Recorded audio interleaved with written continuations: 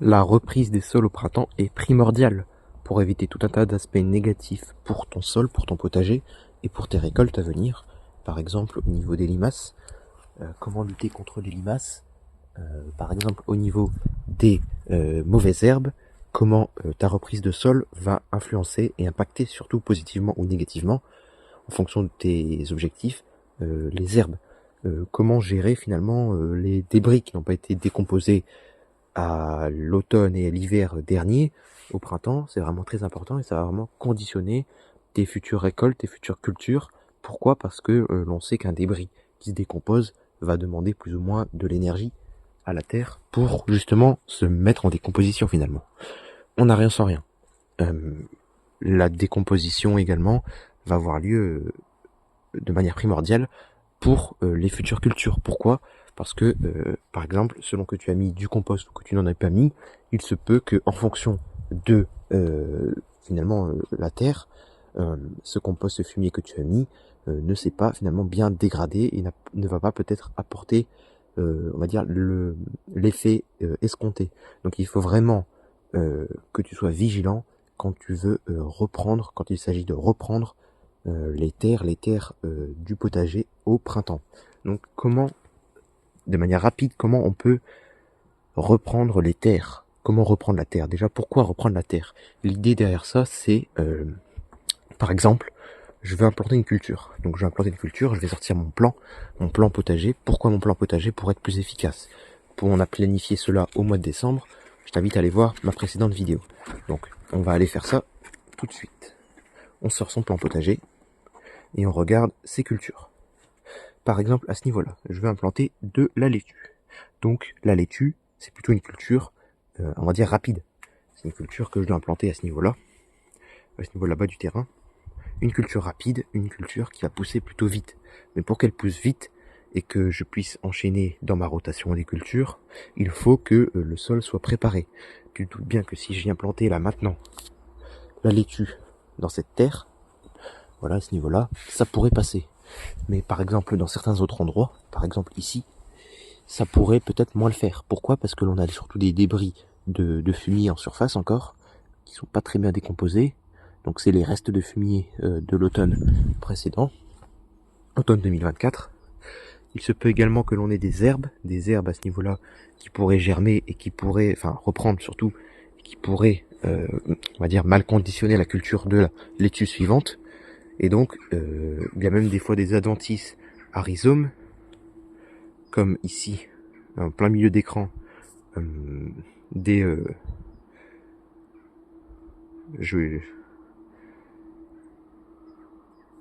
donc voilà, il se peut qu'il y ait également des mauvaises herbes à rhizome qui peuvent t'empêcher, par exemple chardon, par exemple liseron, par exemple ortie également qui fait des rhizomes. Toutes ces plantes, il faut les gérer et on ne repique jamais une culture dans un sol qui a des herbes, parce qu'en bio, on ne peut pas utiliser des produits de traitement, on ne peut pas venir avec un désherbant sélectif pour uniquement laisser notre laitue en place. Les professionnels, eux, peuvent faire ça, mais nous, depuis 2019, on ne le peut pas. Et l'idée, c'est vraiment pas de jardiner dans des produits, donc, tu l'auras compris, il faut se débrouiller autrement.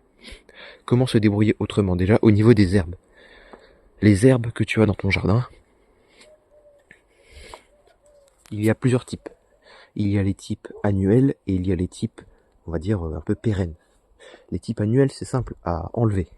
Il suffit juste de venir avec un peu de plastique, par exemple avec une bâche, comme j'ai fait à ce niveau-là.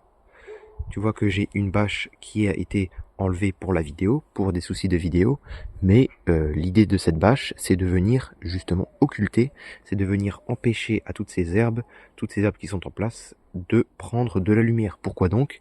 Car l'on sait qu'une herbe qui prend de la lumière, c'est une herbe qui va pousser. Donc si on lui limite l'herbe finalement dans la terre, on va lui limiter également sa photosynthèse et donc en final, on va désherber. On va désherber sans rien faire. Donc si tu as beaucoup d'herbes dans ton jardin actuellement, il n'est pas trop tard pour que tu mettes une bâche. Les bâches, il y en a de plusieurs types.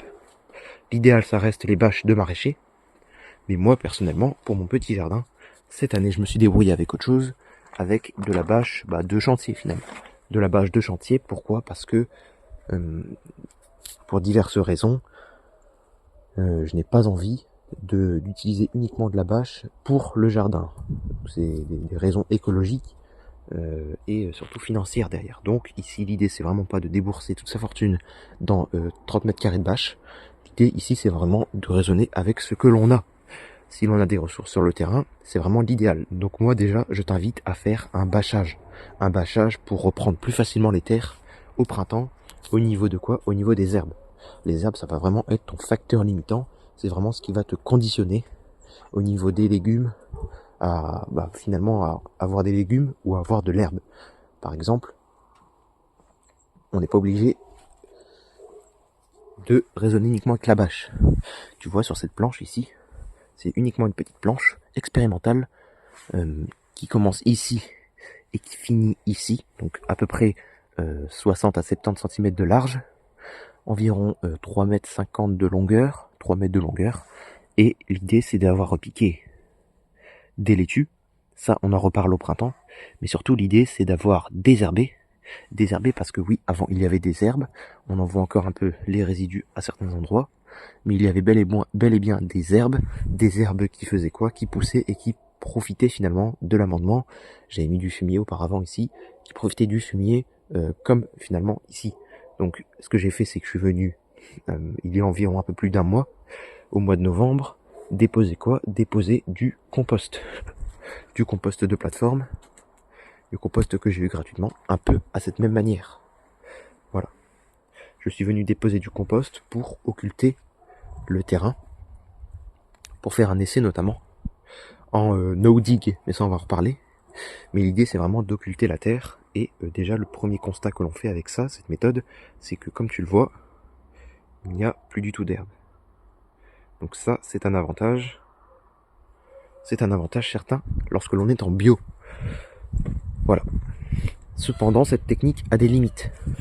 Je te montre une autre parcelle. Voilà, ici. C'est la même méthode qui a été réalisée, un lit de compost à l'automne. Juste après du fumier. Donc le fumier a travaillé, voilà. Et le compost, lui, a été installé par-dessus, sans rien faire. D'ailleurs, on remarque qu'il y a encore quelques débris végétaux à ce niveau-là, qui ont été mal enterrés. Et qu'est-ce que l'on voit? Que les herbes ont été désherbées. Il y avait du trèfle à ce niveau-là. En plus de ça, j'avais combiné avec un bâchage avec cette bâche que je t'avais montré. Mais il y a une limite, et c'est laquelle? C'est au niveau de ces plantes. Ces plantes, ce sont les plantes, comme je te l'avais dit, on va dire permanentes. Les plantes qui sont bisannuelles, trisannuelles, donc qui font leurs graines d'année en année, et qui font surtout des rhizomes.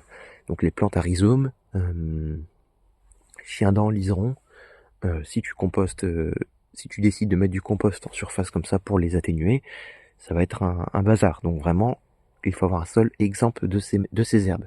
Sinon, tu auras, comme moi ici, une trouée dans le compost. Une trouée dans le compost qui s'opère avec justement ces plantes. Ces plantes qui sont indésirables, hein, je le rappelle, que l'on ne cherche pas à cultiver ici, c'est pas le but, et ça, de toute façon, ça nous prend de l'énergie pour rien. Donc ces plantes-là, c'est facile à reprendre. C'est juste chronophage. Pourquoi c'est facile? Parce qu'il faut juste venir avec un outil de type outil chercheur. Par exemple, une pelle ou une bêche, ou alors un loucher de pépiniériste, une fourche à bêcher, bref, etc. Tous les outils qui vont faire des travaux un peu profonds. Et l'idée, c'est de venir sortir ces rhizomes pour vraiment en être débarrassé. C'est la seule méthode qui marche. Personnellement, en bio, c'est, je ne sais pas comment ils font, mais ici, en tout cas, c'est la seule méthode qui marche à peu près bien, pour être vraiment débarrassé.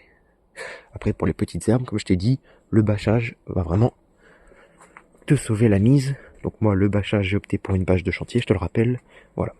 Deuxième pilier en bio, pour reprendre les cultures déjà, en bio déjà pour savoir au niveau des cultures, c'est que l'on évite en général de pouvoir... Deuxième point, donc on sait qu'en bio pour les cultures, elles sont fertilisées par les amendements que l'on lui met, par le fumier, par le compost, etc. qui minéralise tout au long de quoi? De l'année.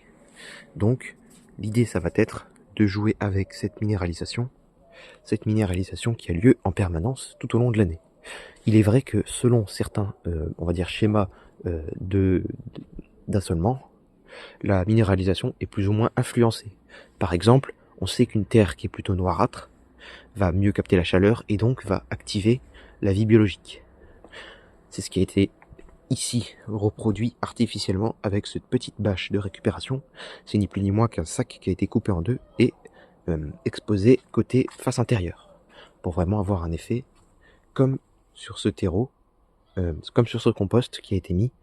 Et tout ça permet vraiment un réchauffement un peu plus rapide de 1 ou 2 degrés au printemps, ce qui n'est vraiment pas négligeable parce que des cultures entre 4 et 6 degrés, il y a une grosse différence pour elles pour germer, pour se développer.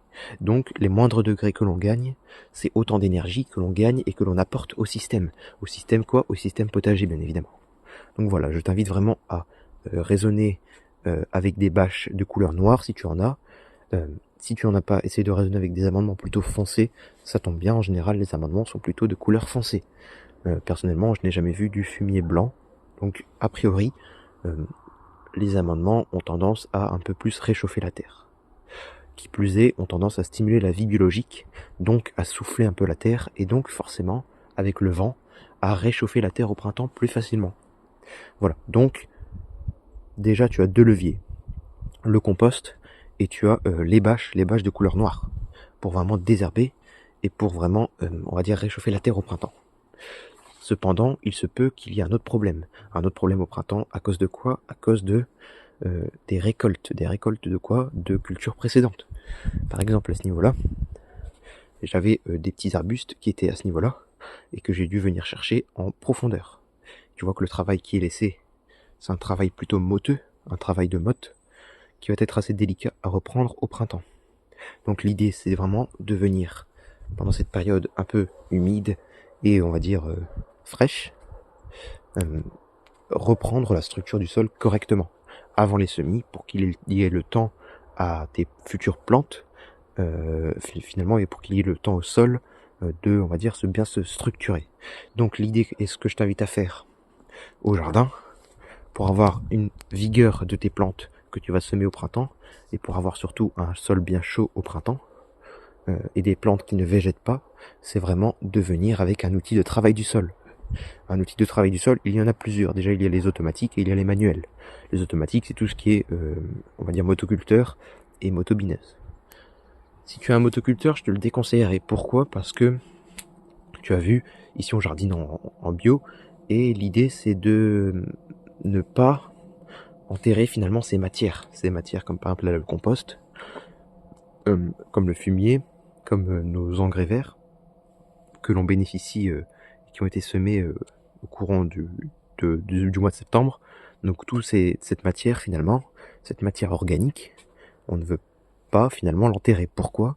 Parce que l'on sait que si l'on enterre cette matière, bah finalement c'est de la matière qui va être au fond de la terre et qui peut se retrouver en manque d'oxygène. Donc faire des fermentations, des décompositions un peu malsaines qui vont finalement influencer un peu le comportement du futur semis. Et j'ai déjà semé après avoir fait un bêchage et une autre parcelle sans bêchage, donc finalement une parcelle un peu, on va dire, labourée et une autre non labourée au printemps. Et j'ai déjà constaté des défauts de levée sur la parcelle qui est labourée. Pourquoi? Parce qu'il y avait encore un peu de matière organique fraîche en surface qui avait été finalement enterrée au fond du sillon de labour.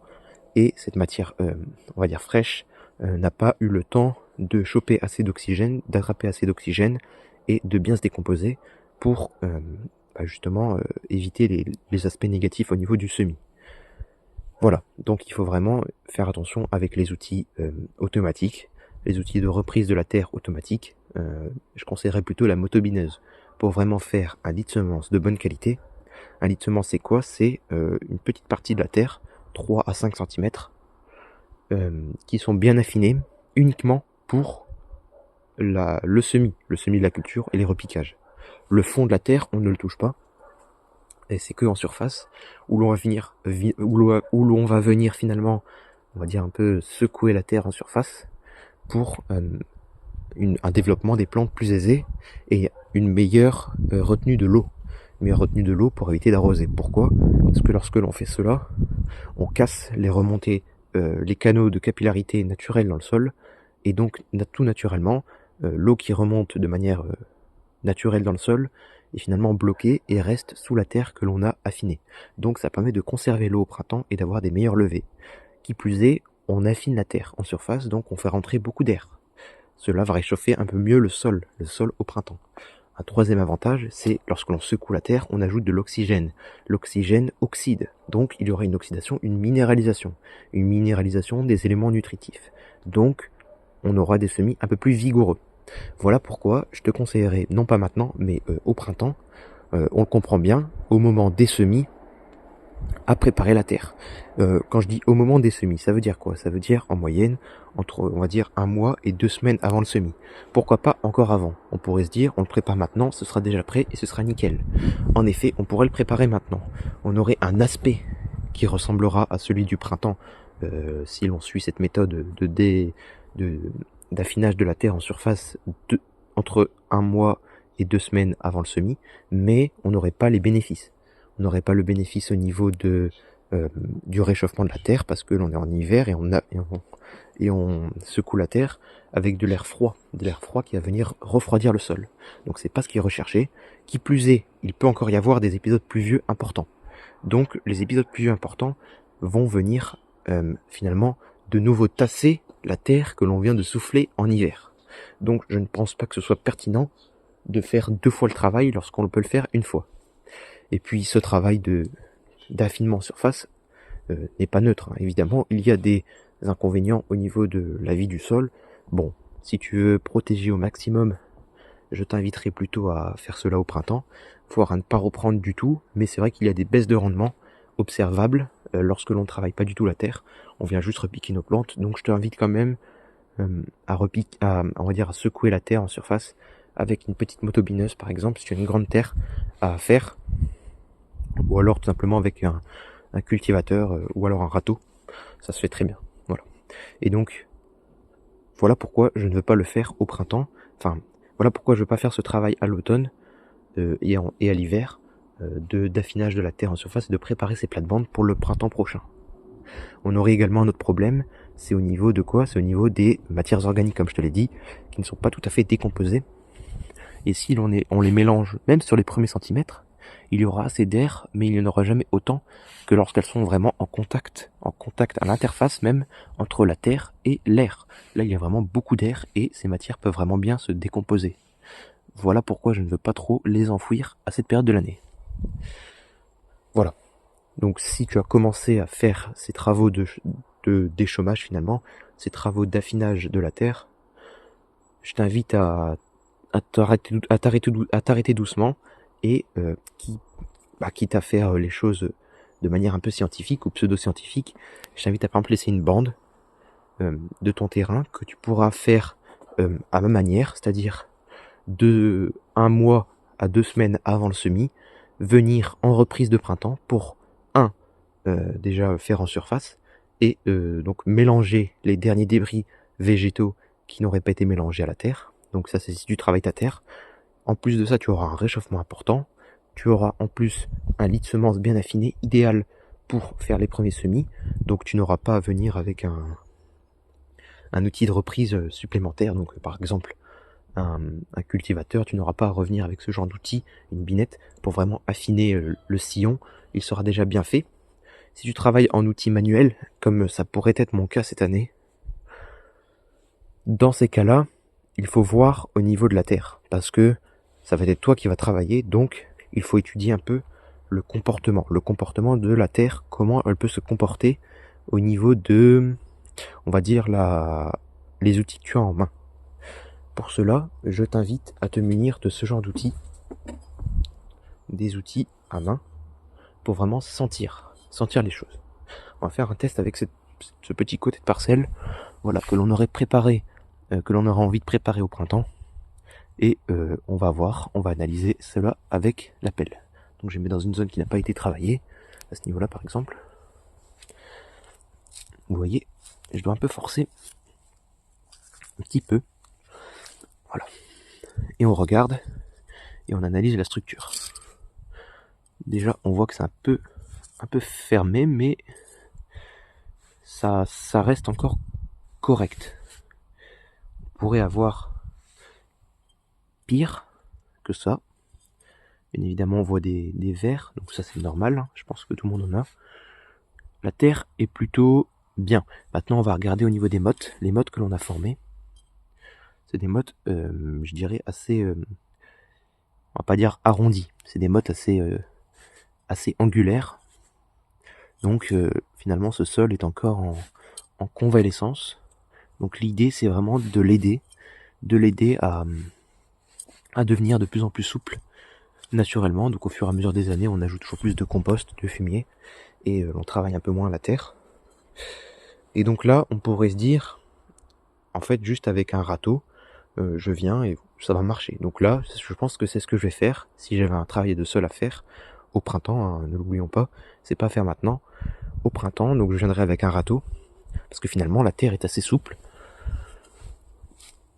Elle est dure en surface, mais ça c'est parce que j'ai un peu piétiné à des zones.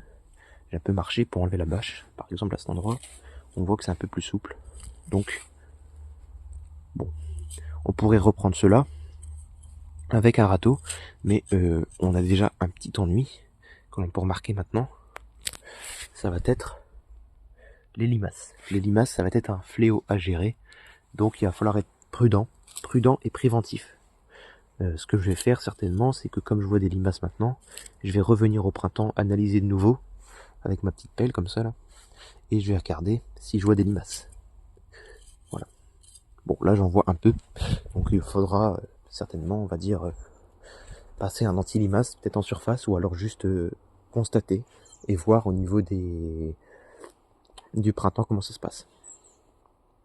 Donc là tu vois c'est une terre plutôt légère. Donc là tu vois c'est une terre plutôt légère, et finalement on pourrait se passer d'outils mécanisés automatiques, type motobinette, enfin type motoculteur. Donc là en vrai, donc là je pourrais reprendre cette terre à la main. Ça va me prendre un peu de temps au râteau à affiner tout ça, mais je pourrais le faire. Allons sur l'autre partie du terrain. Vous allez me dire, mais il n'y a aucun... C'est la même chose finalement. Pas vraiment. Cette partie du terrain est un peu plus argileuse. Hop là. On constate toujours une bonne pénétration de l'outil. Plutôt bonne, hein, ça pourrait être mieux. On a un peu plus de verre ici. Il y a eu du compost ajouté. Et on voit tout de suite que là, vous voyez, la terre est beaucoup plus humide. Là, vous voyez, c'est clairement, c'est impraticable. Là, si je viens avec un râteau, ça va pas être, c'est impossible à faire des belles mottes bien affinées et avoir un lit de semences correct. Donc ce que je vais faire déjà, c'est attendre que la terre commence à se réchauffer et à se ressuyer correctement. Mais pour hâter cela, c'est vrai que l'on a quand même un objectif de production derrière. Et je vais venir quand même avec un outil au mois de janvier, là, au mois de janvier-février. J'ai des semis à faire au mois de février, fin février, donc je vais revenir donc un mois à l'avance pour réchauffer cette terre. 2 semaines à 1 mois à l'avance pour réchauffer cette terre. Et comme elle est un peu plus argileuse, l'idée va être de mettre peut-être une bâche pour la réchauffer, ou alors un voile d'hivernage. On a une autre option, c'est de venir carrément avec le motoculteur là au mois de janvier, et finalement on aura on va faire une petite passée au motoculteur en surface, et on aura finalement un lit de semences qui sera déjà bien frais, qui sera bien fait, mais on n'aura pas l'effet minéralisant parce que l'on sera finalement à l'automne. On sera finalement en début de printemps, donc on n'aura pas encore les grosses chaleurs qui vont bien minéraliser le tout. Et sur la troisième partie de la terre, du terrain, on va regarder maintenant, avec toujours la même pelle, une partie encore plus argileuse. Donc là, j'ai fait l'analyse de cela l'année passée, on est à 21% d'argile. Ouais, et là c'est encore plus humide, on le voit bien. C'est vraiment de la terre, la terre du Nord. La terre argileuse, hop. Il y a quand même du fumier qui a été mis. Mais là, on le voit, c'est vraiment très peu praticable. Alors là, si je viens avec un râteau, je ne m'en sors pas. Donc là, les mottes sont clairement anguleuses. parce que c'est dur, hein, c'est dur pour la vie de s'installer. On voit des beaux angles là, donc c'est pas ce qu'on recherche ici. C'est une terre encore en convalescence. Il faut encore l'améliorer. Et ça va demander des années. La terre ici est plutôt argileuse, voire même très argileuse. Enfin, plutôt argileuse. On a mis de la matière organique en surface, vous le voyez. Voilà, c'est le fumier. En dessous, on retrouve les chaumes des précédentes cultures, donc le maïs. Ici, qui est en train de se faire décomposer comme il faut. Voilà, c'est plutôt craquant. Et en dessous, on retrouve la terre. Voilà, la terre un peu très très argileuse. Voilà, donc c'est une terre qui est très lourde ici. Il faut également que je la reprenne en février pour des semis de pois, des semis de légumineuses. Donc c'est vraiment encore une culture encore un peu plus exigeante. Pourquoi ? Parce que c'est une culture un peu de légumineuse qui n'a pas des gros systèmes racinaires. Donc il va falloir venir ici avec un outil. Et moi, je vais me pencher plutôt sur un outil motorisé. Parce que ça me semble un peu plus simple. Et je me vois mal faire le travail au râteau. Alors que j'ai un outil qui est motorisé, que l'on bénéficie encore un peu de pétrole à notre disposition. Donc autant faire bon usage. J'ai envie de dire autant faire bon usage et pas pour les 10 mètres carrés là qu'il y a ici, les 15 mètres carrés, que je vais réunir le stock de pétrole du monde.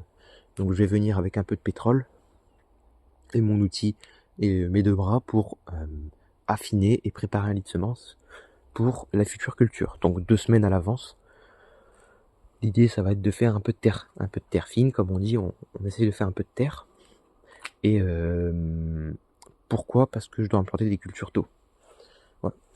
Donc vraiment, le lit de semences, c'est à adapter en fonction du type de sol. Là, on l'a vu, c'était un sol plutôt un peu plus limoneux.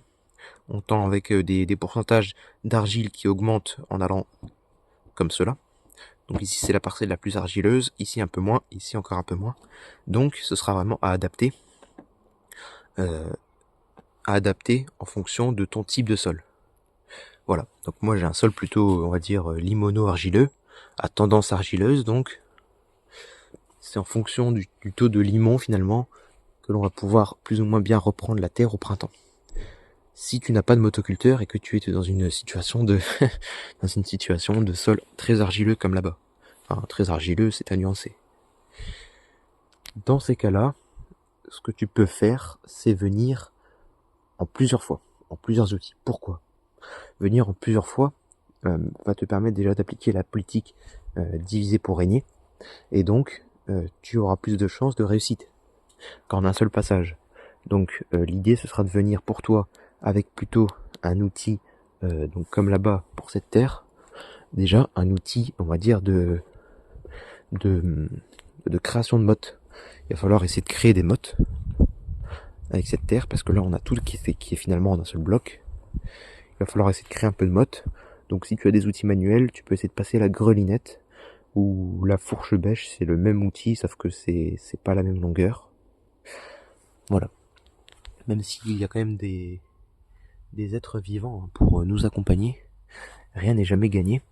Donc je te préconiserais de passer la fourche bêche et ensuite d'attendre avec une bâche. Donc tu remets la bâche par-dessus, une bâche noire pour réchauffer la terre, et tu vas voir, la terre va devenir un peu plus sèche, un peu plus praticable, et à partir de ce moment-là, l'idéal serait quand même de faire des semis un peu plus tardifs, mais si tu as une envie pressante de faire des semis, tu pourras quand même faire cette technique. Donc tu auras soulevé ta terre.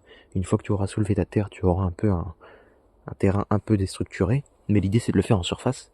Le prochain coup d'outil, donc tu viendras avec ton râteau, une fois que la terre se sera un peu asséchée, tu viendras avec ton râteau et tu feras la même reprise. Sauf que au lieu de la faire comme pour l'autre terre en une seule fois, directement le coup de râteau, tu devras le faire en deux fois, en deux parties en gros, parce que c'est pas le même taux d'argile, c'est pas la même capacité à se sécher facilement. C'est des terres qui gardent l'eau et qui gardent les nutriments forcément. Donc c'est à nuancer, c'est à analyser. De toute manière, le meilleur, c'est en forgeant qu'on devient forgeron, donc c'est en jardinant que l'on connaît bien sa terre et que l'on jardine. Donc je t'invite à vraiment tester. Je t'invite à, si t'es un peu perdu, à essayer. Si t'es débutant, tu peux faire plusieurs bandes, comme je te l'ai dit. Une bande où quelqu'un vient par exemple te prêter un motoculteur et tu le fais là vite fait. Une bande où tu viens avec le râteau uniquement, une bande avec le râteau et la fourche bêche, une bande pourquoi pas la houe, si tu as une terre un peu plus légère, et vraiment tu vas trouver au fur et à mesure des années ton idéal pour reprendre la terre au printemps, pour vraiment avoir les meilleurs départs possibles. C'est vraiment pourquoi j'insiste avec cette vidéo, parce que c'est vraiment le printemps qui va conditionner ta saison de culture. Par exemple, imaginons que tu veux semer un épinard de printemps. Donc, tu viens semer ton épinard de printemps, par exemple ici. Tu vas venir ici, donc ouvrir tes sillons avec préparer ta terre avec par exemple le motoculteur. Et manque de peau, il y a beaucoup de pluie par derrière. Donc tu te dis, c'est pas grave, j'attends que ça sèche. Donc ça a séché, tu te retrouves déjà un peu retardé, donc tu viens faire ton semis d'épinard. Ensuite, tu as fait ton semis d'épinard, il y a beaucoup d'eau. Donc l'épinard, on sait qu'il aime pas trop l'eau, il a tendance un peu à végéter, à jaunir. Donc déjà, tu vois que l'épinard, il met du temps à pousser. Les résultats ne sont pas aussi vigoureux que tu l'aurais escompté, que tu l'aurais espéré. Et donc tu te dis, bon, je vais attendre un peu et je vais retarder la future culture dans l'assolement. Ce qui est à mon sens une grande erreur. Donc tu te dis, c'est pas grave, je retarde la culture. Tu retardes la culture, tu récoltes un peu d'épinards, effectivement, bon, on va dire au mois de juin. Et au mois de juin, manque de peau, il fait un peu trop chaud, les épinards montent en graines. Donc tu as fait une petite récolte d'épinards à cause d'une mauvaise reprise au printemps. Et en plus de ça, pour ta culture suivante, si imaginons que tu voulais mettre un maïs, au mois de juin, il va falloir attendre au moins le mois de septembre, octobre pour pouvoir faire des récoltes en maïs doux. Plutôt au mois d'octobre-novembre en maïs grain. Et en plus, au mois d'octobre-novembre, tu as récolté dans des conditions plutôt humides. Humides en général, c'est vraiment les mauvaises conditions finalement. C'est pas les conditions idéales. Donc tu vas récolter un maïs qui sera humide. Et finalement, sur ta plate-bande, toute l'année, tu auras eu des mauvaises récoltes ou des récoltes qui n'auraient pas été comme tu l'aurais voulu. Maintenant, considérons cette même parcelle où tu viens donc au printemps. Toujours ce printemps humide. Et tu viens cette fois-ci avec un outil pour faire de la terre. Un outil par exemple comme cette fourche qui vient d'apparaître. Donc cette fourche, tu viens l'utiliser comme ça, hop, tu viens l'enfoncer et tu viens souffler ta terre, tu vois, tu viens souffler ta terre. Donc tu as soufflé ta terre en profondeur, tu répètes ça plusieurs fois. Une fois que tu as fait ça, déjà, il y a donc les dents d'outils qui vont rester, comme je te l'ai dit, et donc l'air qui est un peu plus chaud au printemps va pouvoir réchauffer la terre. Donc tu auras une meilleure germination. En plus de ça, tu as un peu minéralisé avant le semis, et c'est pas plus mal. Donc une fois que tu as fait ça, tu vois qu'ici la terre se travaille très bien, donc on pourrait littéralement semer là-dedans, mais imagine que tu es dans le cas de la terre argileuse. Tu auras encore des mottes, et plutôt que d'avoir fait uniquement un coup de râteau, cette fois-ci tu auras bénéficié d'une fourche. Une fourche qui aura quoi?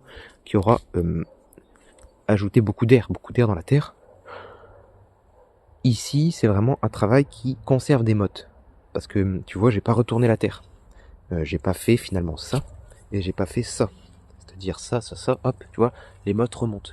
J'ai juste soufflé. Tu vois, j'ai soufflé la terre, j'ai fait ça, hop, voilà. J'ai fait ça, hop, voilà, tu vois. Donc j'ai soufflé la terre. Les mottes ne sont pas trop remontées. On pourrait carrément, ici, dans cette terre, écraser les mottes avec les chaussures. Hein. Donc tu as soufflé ta terre. Tu reviens avec ton râteau. La terre se sera bien réchauffée. Tu reviens avec ton râteau, tu laisses fleurir. C'est-à-dire que tu laisses un peu reposer la terre, la sécher encore un peu. Pour le printemps qui est humide, donc on cherche à enlever l'eau. Un printemps sec, on essaie plutôt de conserver l'eau. Donc là ici tu l'enlèves un peu l'eau et tu sèmes et nickel. L'épinard pousse super bien, comme tu l'avais espéré, voire même mieux, parce que tu as fait un travail en profondeur et ça a bien minéralisé. Donc pour ton épinard c'est bien, c'est joué bingo. Donc c'est bien joué bingo. Tu récoltes ton épinard au mois de mai.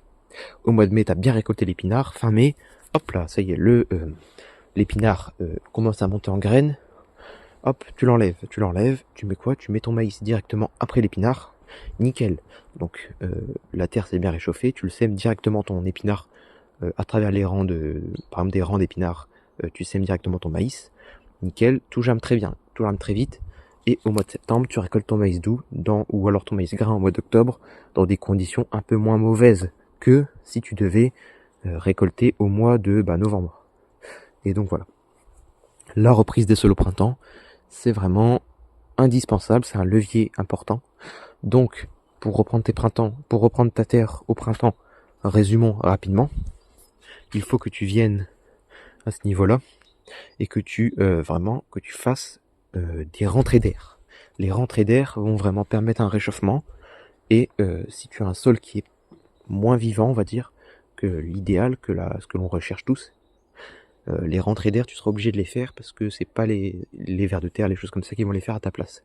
Il faudra les faire au début et il n'y a pas le choix. Donc, avec la fourche, avec la grelinette, ce que tu as sous la main, tu vas venir faire tes reprises de terre au printemps, 2 semaines à 1 mois avant le semis. Et ensuite, tu viendras au râteau, affiner quelques jours avant le semis, ou alors directement 2 semaines avant le semis, uniquement le râteau, en fonction du taux d'argile. Voilà. Donc c'était vraiment une vidéo pour montrer que la reprise de la terre au printemps, c'est vraiment un phénomène important que l'on ne doit pas négliger et qui conditionne la saison entière. Une mauvaise reprise de sol au printemps, ça peut aussi donner un terrain rempli de mottes. J'avais eu ça l'année passée. Une mauvaise reprise, j'avais repris la terre au fond là-bas, qui est un peu trop argileuse, qui est un peu argileuse comme je vous l'ai dit, rapidement. Tout avait séché très vite, les mottes étaient devenues super dures parce que ça s'avait séché en fait super vite, suite à une reprise de la terre bien humide. Donc c'est passé de très humide à très sec. La terre n'a pas eu le temps de bien fleurir, comme on dit, n'a pas eu le temps de bien se sécher lentement, comme on dit, en 2-3 jours. Et donc il y a eu des mottes qui ont été créées, qui étaient très dures ensuite à casser parce que je n'étais pas motorisé. Je n'ai pas fait le choix de la motorisation l'année passée.